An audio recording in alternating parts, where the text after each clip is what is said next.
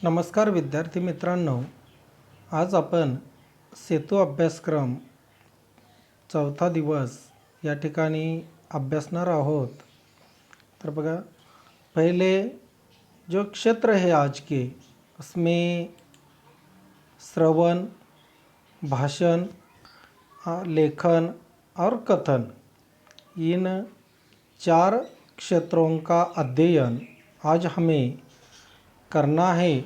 तो देखिए, उसके लिए जो अपेक्षित कौशल है उसमें स्वयं अभिव्यक्ति लेखन, यानी खुद आपको ये जो आपके विचार हैं, यहाँ आपके खुद के विचार यहाँ प्रकट करने हैं, व्यक्त करने हैं। दूसरा है विचारानुरूप परिच्छेद लेखन। विचारानुरूप यानी जिस प्रकार के विचार वहाँ दिए हैं उन विचारों के अनुसार विचारानुरूप परिच्छेद लेखन करना है। तीसरा है विधा के अनुसार लेखन करना। भाषा विषय हो तो भाषा विषय में अनेक विधाएँ हैं, जैसे गद्य, पद्य, व्याकरण, लेखन, और उसके भी कई उप प्रकार या उपविधाएँ हैं। चौथा है स्वयं स्फूर्त लेखन, यानी खुद की स्फूर्ति से नया लेखन करना। और पांचवा है छोटी कहानी या कविता लेखन। तो देखिए, आओ पता करें। अध्यापक एक मज़ेदार कहानी सुनाते हैं या कथन करते हैं और छात्रों से कहानी विधा के बारे में प्रश्न पूछते हैं। अभी मैंने बताया कि कहानी यह गद्य का एक प्रकार है। और आगे देखिए, कहानी, कथा, उपन्यास और आख्यायिका आदि पर चर्चा करते हैं। जैसे कहानी, कथा, उपन्यास, आख्यायिका, ये सब जो हैं वे गद्य विभाग के या गद्य विधा के ही उप प्रकार है। जैसे कहानी, कथा, आपको तो मालूम ही है, उपन्यास जिसे हम मराठी में कादंबरी बोलते हैं, और आख्यायिका आदि पर चर्चा किया है। कहानी कल्पना शक्ति, नवनिर्मिति, सृजनशीलता के तौर पर कहानी के मूल तत्व का विस्तार किया जाता है। आगे है कहानी के मुख्य अंगों के बारे में चर्चा करवाते हैं। कोई भी कहानी लिखनी है तो उस कहानी के जो प्रमुख अंग है उन अंगों का अध्ययन पहले हमें करना पड़ता है। आगे है शीर्षक, कहानी के मुद्दों का विस्तार, कहानी से प्रेरित सीख, प्रेरणा और संदेश। कोई भी कहानी लिखनी है तो उस कहानी को पहले शीर्षक देना आवश्यक है। जिस प्रकार किसी गद्य या पद्य को शीर्षक होता है, यानी पाठ को नाम दिया जाता है या काव्य को नाम दिया जाता है, उसी प्रकार हर कहानी को शीर्षक देना यानी नाम देना आवश्यक है। दूसरा मुद्दा है कहानी के मुद्दों का विस्तार। कहानी के जो मुद्दे दिए हैं, कहानी लेखन के 2-3 प्रकार हमें आगे अध्ययन करना है। तो उन कहानी के मुद्दों का विस्तार करना, कहानी से प्राप्त सीख यानी मराठी में हम बोलते हैं बोध, यानी उस कहानी से क्या सीख या कौन सी सीख प्राप्त होती है। तीसरा है प्रेरणा, उस कहानी से कौन सी प्रेरणा या संदेश मिलता है। और इन अंगों के बारे में छात्रों के विचार या सोमत जान लेते हैं, यानी आपके विचार यहाँ प्रकट करने हैं यानी व्यक्त करने हैं। तो कहानी लेखन के प्रकार यहाँ 3 प्रकार दिए हैं। पहला है असंबद्ध शब्दों के आधार पर कहानी लेखन।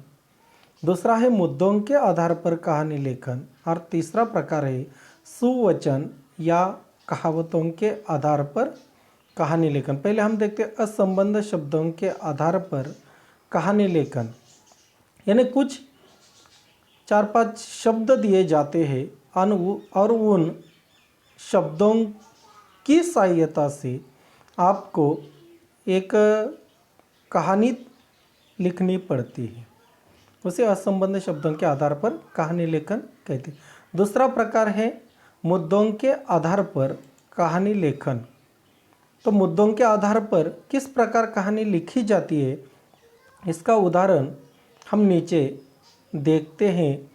देखिए, एक कहानी दी है यहाँ उदाहरण के तौर पर कि निम्नलिखित रूपरेखा के आधार पर कहानी लिखिए और कहानी को उचित शीर्षक दो और उससे मिलने वाली सीख लिखिए। यहाँ एक कहानी दी है, दो कहानियाँ दी है। यहाँ देखिए, पहली कहानी है एक बूढ़ा किसान डॉट 3 आलसी लड़के डॉट किसान का लड़के को बुलाना डॉट अपने खेत में एक खजाना गड़ा हुआ है डॉट किसान की मृत्यु डॉट लड़कों का सारा खेत खुद डालना डॉट वर्षा डॉट अच्छी फसल लड़कों को खजाना मिलना ना मिलना और डॉट बोध। इस प्रकार दूसरी भी कहानी दी है। तो ऐसे कहानी से यानी जो मुद्दे दिए हैं उन मुद्दों के अनुसार आपको कहानी लेखन करना है। तीसरा प्रकार हम देखेंगे कि सुवचन या कहावतों के आधार पर कहानी लेखन करना, वो किस प्रकार करना है। यहाँ एक उदाहरण के तौर पर मैंने एक कहानी ली है। देखिए, एक सुवचन लिया है मैंने यहाँ, परहित सरिस धर्म नहीं भाई, यानी परोपकार जैसा या दूसरों सभी धर्मों को समानता देनी चाहिए।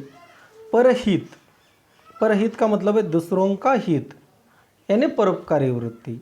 और परोपकार जैसा श्रेष्ठ धर्म इस दुनिया में नहीं है। और ये जो सुवचन है, इस सुवचन पर मैंने यह कहानी लिखी है। तो देखिए, थोड़ी सी कहानी मैं पढ़ता हूँ। कहा जाता है परोपकार जैसा महान गुण नहीं है। परोपकार तो मानवता का लक्षण है। हमारी भारतीय संस्कृति को भी परोपकार पुण्य कर्म को महत्व देती है और मानवता पर परोपकार करते करते अनेक महात्माओं ने अपने प्राणों को भी समर्पित किया। जैसे गोस्वामी तुलसीदास जी ने परोपकार की समुचित व्याख्या की है कि परहित सरस धर्म नहीं भाई, पर पीड़ा सम नहीं अघमाई। इस उक्ति पढ़कर एक कहानी याद आती है और वह सोनपुर नाम का एक गांव था। सभी लोग खुशहाली से रहते थे, मेहनती थे, अपना कमाते थे और खाते थे, खेती बाड़ी का काम करते, कोई किसी को दुख नहीं पहुंचाता था। गांव में पाठशाला थी, अच्छी पढ़ाई लिखाई चलती थी। भारतीय मूल्य परंपरा नीतियों के पाठ पढ़ाए जाते थे और लोगों में देश प्रेम जगाया जाता था।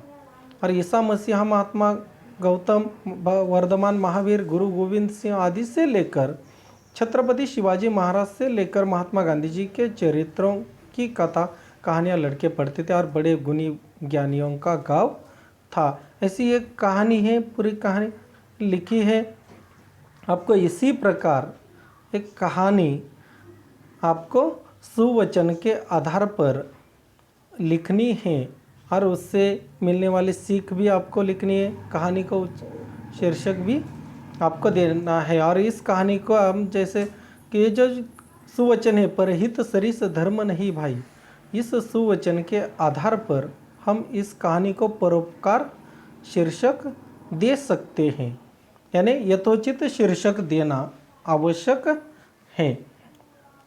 ये हुए प्रमुख 3 प्रकार, असंबद्ध शब्दों के आधार पर, मुद्दों के आधार पर और सुवचन या कहावतों के आधार पर कहानी लेखन करना।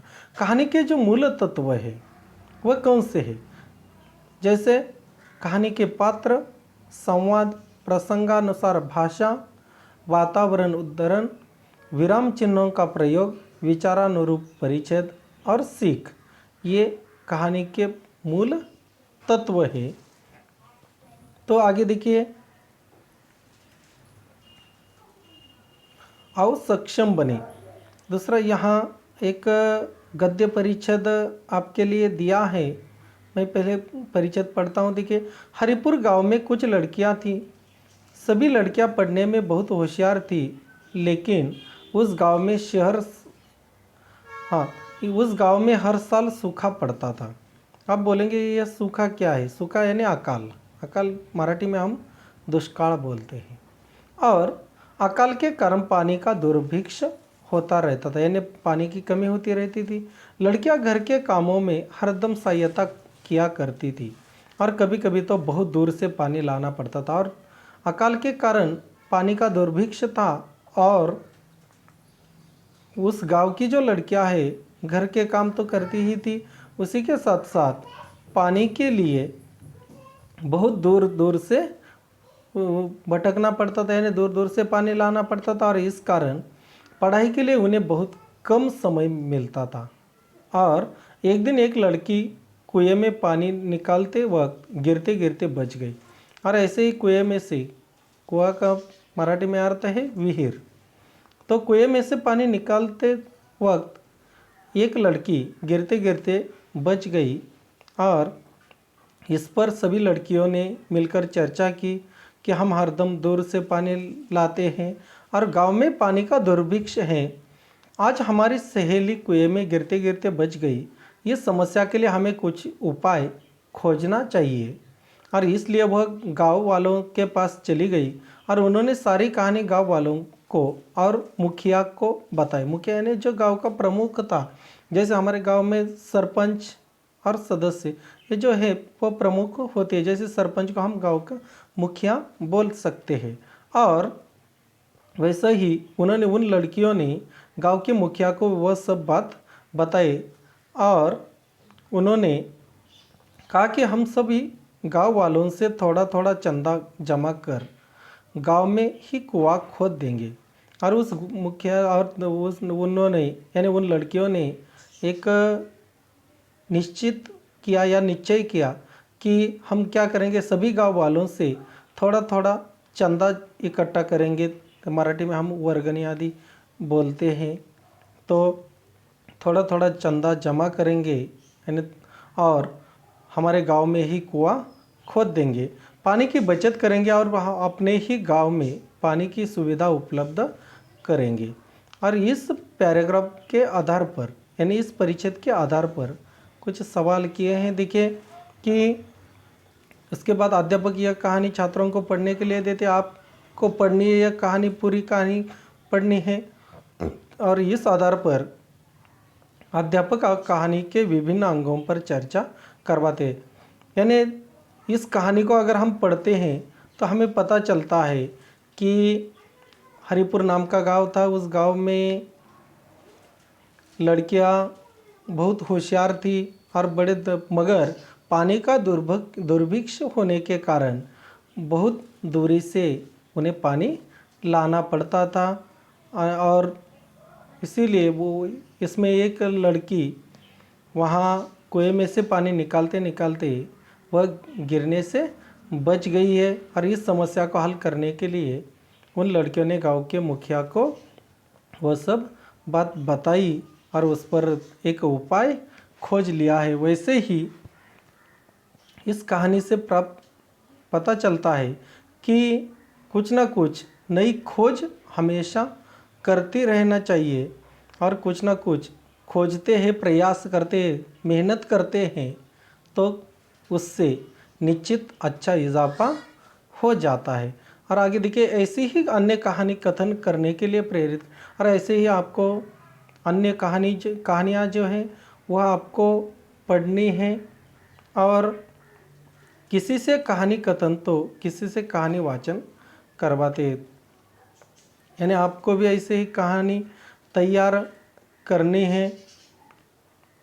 आगे देखिए, आओ अभ्यास करें। कृति दी है, अध्यापक छात्रों को शब्द देकर कहानी लेखन के लिए प्रेरित करते हैं। मैंने पहले ही बताया कि कुछ शब्द देते हैं, यहाँ दो प्रकार फिर से बताए। देखिए, शब्दों के आधार पर कहानी लेखन। पहले ये कहानी दी है, मिट्टी, चांद, खरगोश और कागज।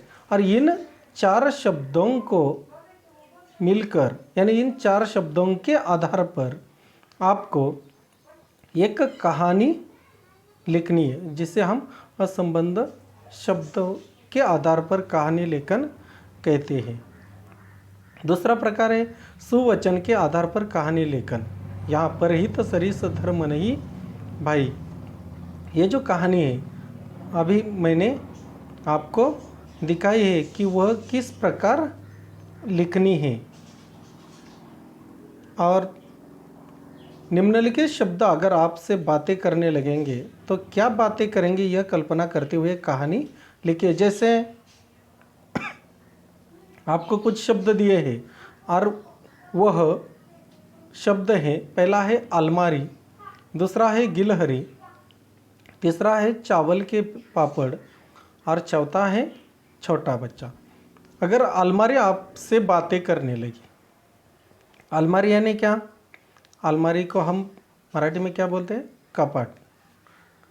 अगर यह अलमारी कपड़े आदि रखते हैं उसमें, और वह अलमारी अगर हमारे साथ बोलने लगेगी, हाँ, बोलती है, यह कल्पना करके कल्पना विस्तार आपको करना है। जैसे एक निबंध का प्रकार है वैसे यह कहानी आपको लिखनी है कि अलमारी अगर आपके साथ बोलती है तो क्या बोलेगी, यह कल्पना करके आपको लिखना है। दूसरा शब्द है गिलहरी, मराठी में उसे खार बोलते हैं।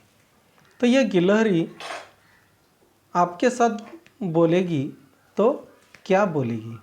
तीसरा है चावल के पापड़, चावल यानी मराठी में हम उसे तांदूळ बोलते हैं, यानी चावल के पापड़ अगर आपके साथ बोलते हैं। और चौथा है छोटा बच्चा, छोटा बच्चा आपके साथ बोलता है तो वह कैसे? आपको मालूम है कि छोटे बच्चे अनेक प्रकार की बातें बताते हैं कि या कल्पना बताते हैं कि जिनके सवालों का जवाब हमारे पास नहीं होता।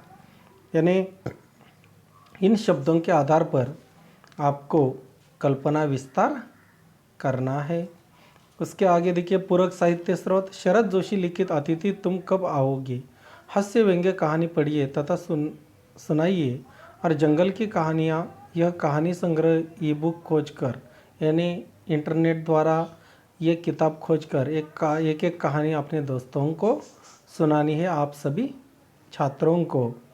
तो इस तरह से आज का जो स्वाध्याय आदि है वह आपको लिखना है। और आज के दिन में आपको श्रवण, भाषण, लेखन और कथन इन 4 क्षेत्रों का अध्ययन करना है।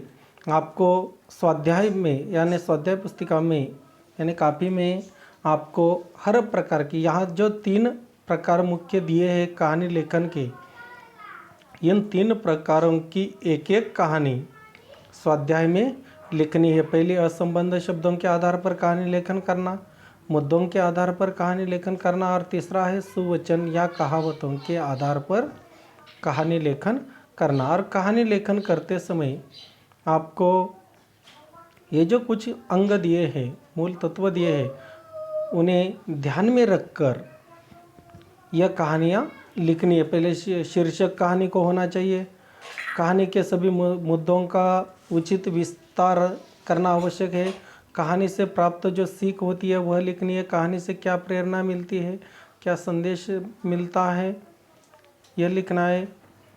और उसके प्रसंगानुरूप भाषा का प्रयोग करना है, विराम चिन्हों यानी व्याकरण के नियमों के अनुसार वह कहानी होनी चाहिए आदि बातें ध्यान में रखकर ये तीनों प्रकार, कहानी के जो 3 प्रकार बताए हैं, इन तीनों प्रकारों को आपको पूरा करना है। कोई आशंका है तो आप जो व्हाट्सएप ग्रुप है हमारी कक्षा का, उस पर आप आशंका बता सकते हैं, लिखकर भेज सकते हैं। निश्चित उस आशंका का समाधान हम कर लेंगे या उस आशंका को हल करेंगे। कोई आशंका नहीं होगी तो आप व्हाट्सएप ग्रुप पर भेज दीजिए। हम यहाँ रुकते हैं। धन्यवाद।